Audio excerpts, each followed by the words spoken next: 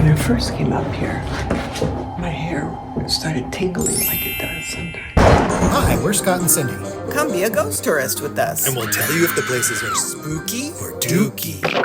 So the Stanley Hotel in Estes Park, Colorado was very haunted. So we went right to the source and marched up to the front desk. Hello. Can we ask you about a ghost?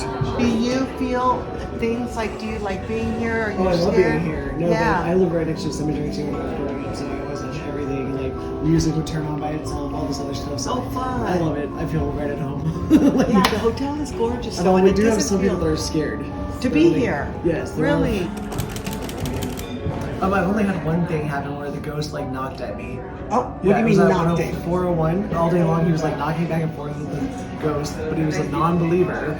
So I took him up there, opened the door, showed him that there was nobody in the electrical room, and then while we were talking, all you hear is, and he's like, I still don't believe you, there's somebody in there. But that's all I've had.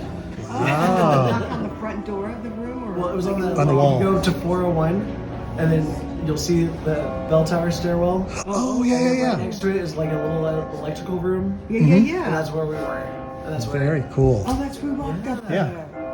So you Well, I might think go they- back by there and just check it out again. All Yeah, we're right. gonna- Thanks so now we much. know exactly what you're talking about. Thank you. Across the lobby, we found the gift store and demanded the truth. Okay, we're buying the ghost books. We have to ask you if you guys have seen or experienced anything. I have not. Take the staircase. I have not. Neither have I. A couple of the other girls do have. All right, we'll come back later. Yes, you just got the wrong Yeah. ones. You just got the wrong ones, but I know that they're just pretty reliable source. I know they wouldn't come up with that just for the fun of it. Yeah. All right. Because that's the humorous stuff that the fans want more of. They want to see behind the scenes of you One time, brushing your hair. I'm looking back at the video and all I wanted to do was brush my hair. And I swear that I would never do without a brush.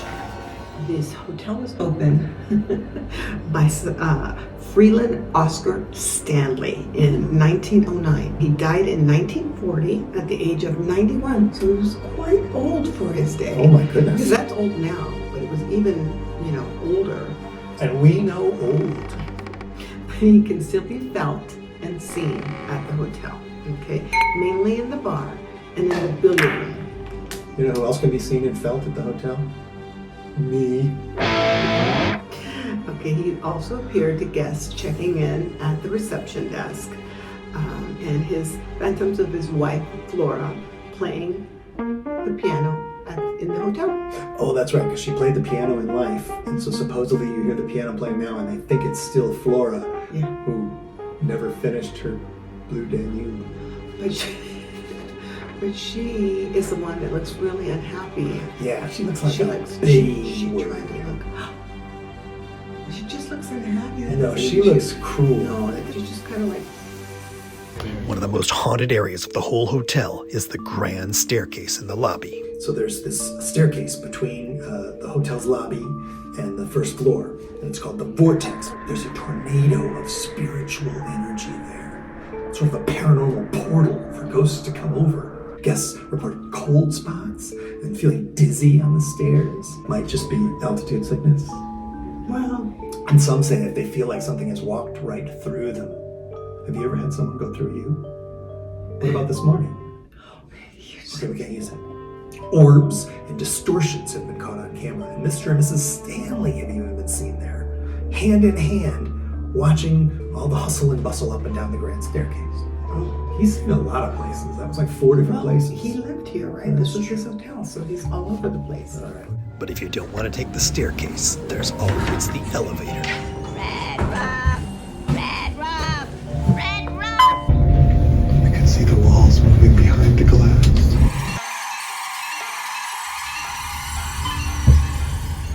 An elevator that takes you directly to the most haunted level of the hotel, the 4th floor. We're on the 4th floor. As you can see, here's the hallway. It wasn't originally rooms, it was just a big attic from one end of the building to the other, and later became lodging for female employees, and their children would be up on the 4th floor. So now people say they see the closet doors open and close on their own, they hear footsteps of little kids and the giggling of little kids from the ones who used to live up here. Let's see if we can hear him. Let's be quiet.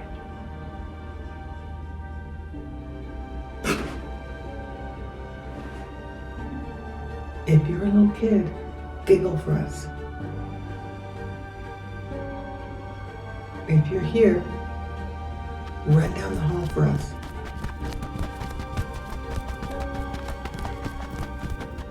That was fun. There's supposedly a ghost of a child with autism who wanders the property and plays with guests' hair.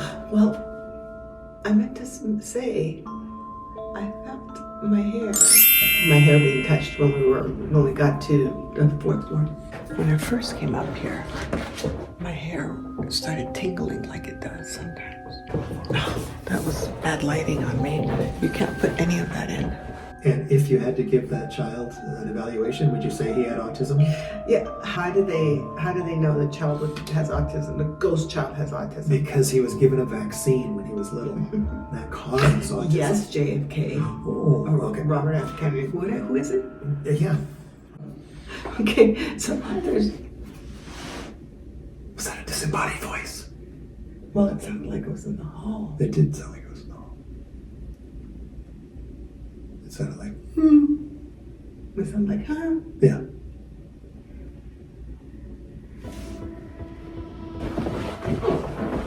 Why are you doing that? Because I'm scared. The room 401 that is haunted by an unfriendly male. Unfriendly male. Lord Dunraven, sweet.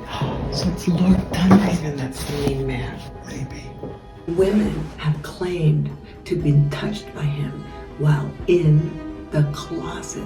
Why were they in the closet? Just while standing in the room's closet. And you were touched when you stood in the closet once. Which brings back memories of a time when I was on a ghost hunt and my husband played a horrible, terrible, no good, very bad joke on me that terrorized and terrified me. And I will never forgive him for it. Okay, Cindy, stand right next to room 401 door and see if you get inappropriately touched. All right. Wait a minute. Was there more? I'm finished. Oh. There's a man who claimed that he saw his wedding ring move from a counter and fall down the drain of the sink, and he can't explain it. He doesn't understand why. That sounds like he was cheating and he made up that story to tell his wife.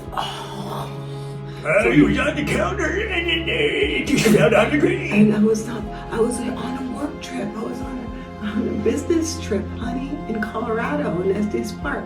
And I don't know what happened in my wedding ring. It was a ghost. But there was still more to see on the 4th floor, so we headed down the hall to look for more 4th floor ghosts. And room 407, also here on the 4th floor, guests have reported being tucked in by some invisible force. I wouldn't mind that.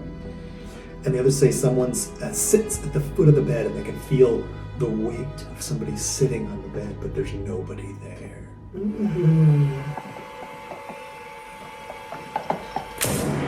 So we can go to the cowboy's room. So in room 428, they see the image of a cowboy looming over the bed, walking down upon them with a hat. And his name is Rocky Mountain Jim Nugent. Not Ted Nugent. I don't believe that for a second. Because he mostly appears to ladies, and sometimes he gives them a ghostly kiss. What am I supposed to look for in here? There's a cowboy who kisses women on the lips and looms over their bed. As they sleep, he's over the bed or standing in the corner. Which corner? Well, get all the corners. He could be in that chair in the corner. Howdy, partner. And some people report that there's like strange noises like furniture moving and footsteps emanating from the ceiling above the 4th floor. And there's nothing above here. Except for Rocky Mountain Nugent. But we didn't catch anything except for some wiggly green lines. Just so you know, 90% of the footage is you walking from the back. Another ghost that's supposedly here is Elizabeth Wilson. So we have to go back to when Freeland Stanley was running the hotel. The electricity went out, and so he put gas lamps in the room so the people would have light. The head chambermaid, Elizabeth Wilson, walked into the room with a candle and boom, blew the whole room apart. She was launched out of the room and through the floor and into the dining room on the first floor. Oh my God. From the second floor. She got down? Yeah, she like blasted down. Oh shit. She went into a coma, and after she got out of her coma, she came back to work here and worked here from 1913 to 1950. Wow. Was her face all disfigured? I hope so. Kind of like this. Let's see if I could put something there. So her spirit is supposedly still in room 217. And That's people, the most haunted room. people have seen her hovering over the bed. But the weird thing is, people will come back to their rooms and find it tidier than when they left. Not from housekeeping, but from this ghost. Or they'll go to sleep and they'll wake up in the morning and find their bags are packed by this lady. Well, we should have stayed at 217 because you're such a sloppy mess. But if you stay there and you're an unmarried couple, she doesn't like that. She's a very Well, old. we wouldn't have a problem because we're married. So the supposedly her chilly presence slips into bed between the two people to keep them from Having carnal knowledge of one another. Yes. Yeah, it was pretty extreme. It's not like something falling off a If you're shelf. here for a romantic weekend with your significant other and you're not married, don't ask for room 217. No, that would be bad for you. So on the spooky scale, we give the Stanley Hotel 4 out of 5. Oh!